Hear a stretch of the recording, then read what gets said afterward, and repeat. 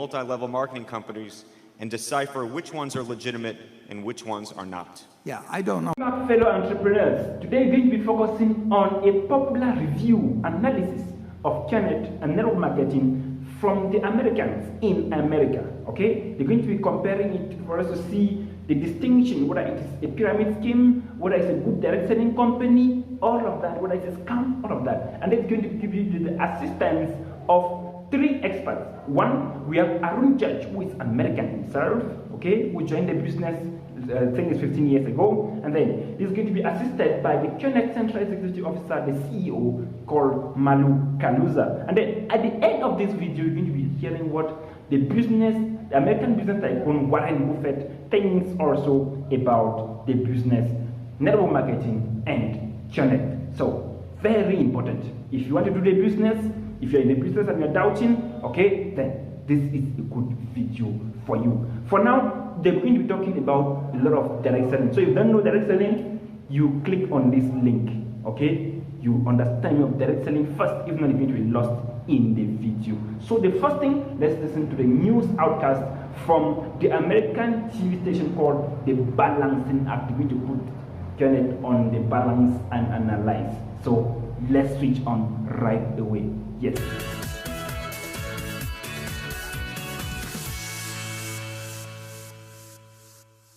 Direct selling companies are commonly misunderstood and often mixed with Ponzi, pyramid, or get-rich-quick schemes. This is especially true in emerging markets where the direct selling industry is less regulated and governed by inadequate regulations, consumer protections, etc. Well, today we're debunking the myths from passion to profit, how one global company is leading the way in direct sales, and it starts at the top. And join us virtually are Malu Kaluza, Qnet CEO, and Arun George, Qnet's top distributor. Welcome, guys. Thank you so much for joining us today. Malu, you started out at Qnet over 20 years ago as the company's first receptionist, and now you're running the business. You've seen it grow from a struggling startup to a global entity. Thank you, Montel. When I first started with the company, we were just a small group of people and everyone was involved in everything. There was no employee manual or list of SOPs to follow. What we actually did was to just learn and build as we go. I saw how dedicated the founders were to the business, employees, and to our customers. They were also involved in everything from presenting the business, handling the customers, to managing inventory, to packing our product. Seeing them like that made a big impression on me, and that's where I learned the true meaning of service. Qnet is one of the few Asian direct selling companies to have made inroads into the number of new and emerging markets around the world. What do you think sets Qnet apart? I think one of the smartest things our founders, Vijay Eswaran and Joseph Bismarck, did back in the late 90s was to merge the well-established concept of direct selling with the then fairly new concept of e-commerce.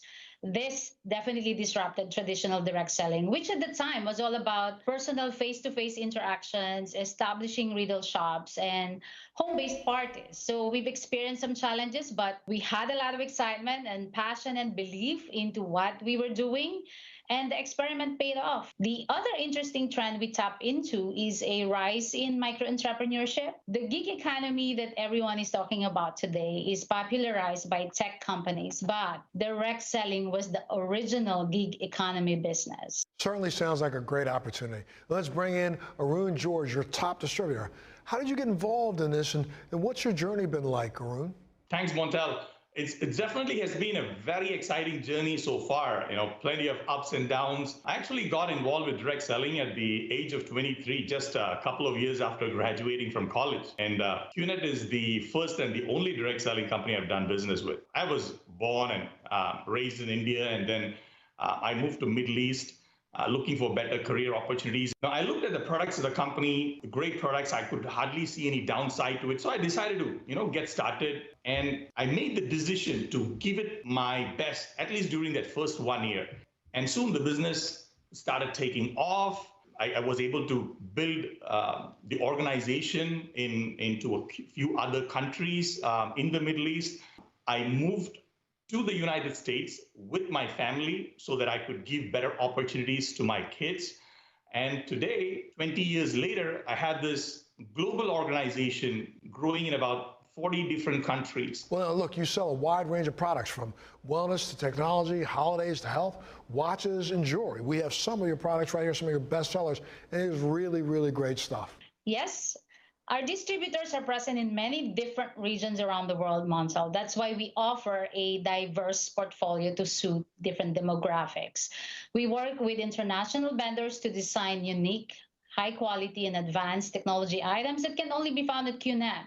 Our home care products are my personal favorites. I am a cancer survivor, and it is really important for me to use products in my home that will keep me and my family safe and healthy. We have this fantastic 9-stage water purification system that runs without electricity and a beautifully designed air purifier with a 5-stage filtration system. And most recently, we launched a completely natural weight management product called Belite. I love the Bernard H. Meyer and Senior range of watches from Qnet. They are handcrafted by master craftsmen in Switzerland. Qnet is a sponsor of the Manchester City Football Club, which plays in the English Premier League. And Qnet has launched a limited edition Senior Qnet City watch last year to commemorate the partnership between the two brands. So, Arun, what is the most common misconception people have about direct selling? And what do you say to those who doubt the legitimacy of the business? I hear these questions no matter which country I'm in. I don't blame them. Even I had these concerns when I was introduced to this concept years back. So what I help people understand is that there's something called as direct sales and network marketing, and then there is something called as pyramiding and Ponzi schemes, and they're not one and the same. The challenge, though, is the lack of awareness as well as lack of legal framework in many emerging economies that helps public to differentiate between the genuine direct selling businesses and the fraudulent pyramid schemes. So when there are crackdowns by authorities, the genuine companies get grouped with these short-term schemes, and the narrative that the public reads in the news is that there is this rise in a fraudulent pyramid scheme. So thank you both for joining us today. Thank you, Montel. Thank you so much, Montel. Yes, please visit our website, qnet.net, which has all the information you need about the company. Absolutely. And you know what you got to do if you want more information. All you have to do is go to our website, thebalancingact.com. Welcome back. Now let's switch and listen to Warren Buffett and his companion. Okay, what these old American billionaires, business tycoons, they think about network marketing, Qnet in particular. So let's listen. If you're new in the channel, consider subscribing. Yes. Okay. Bill Ackman, the activist investor, who's also a Berkshire investor as well, has raised questions in recent months about the legality of the multi-level marketing company Herbalife. He called it a pyramid scheme. Berkshire owns a multi-level marketing company too, the Pampered Chef. Will Ackman's attack on Herbalife have any impact on the Pampered Chef or Berkshire? And do you believe Ackman's concerns are legitimate? How do you think about the debate over multi-level marketing companies and decipher which ones are legitimate and which ones are not? Yeah, I don't know anything. I've never actually even looked at a 10K of Herbalife, so I do not know about their operation.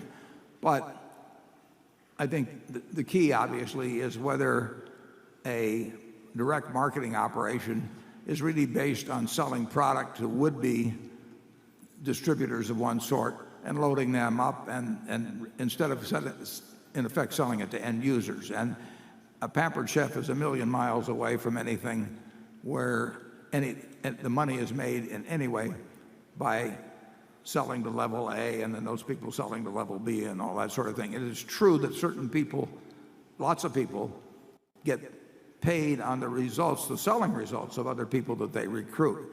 But this business of loading up people with a couple of $100 or the package of something that they never sell, and that being sort of the main business. And I don't know anything about Herbalife on this. I do know about Pampered Chef, and that is not Pampered Chef's business. Pampered Chef's business is based on selling to the end user, and we have thousands and thousands and thousands of parties every week where people who are actually going to use the product buy it from somebody, and we are not making the money by loading up people and then having them leave the sales force and our profit coming from that. Charlie? I think that should be the distinguishing characteristic. If I were regulating the industry, I would look very hard at operations where thousands of people got their hopes as to earning a living by selling the product, invested their savings in buying a whole bunch of product that they didn't need themselves, and then sort of being abandoning the hope and being left with the product, and the parent company just, or the main company just going out and selling millions and millions of people on a dream that was not fulfilled. Charlie? Well, I think there's likely to be more flim-flam and selling magic potions than pots and pans. At our age, we're in the market, though, for any magic potions, if any of you have them.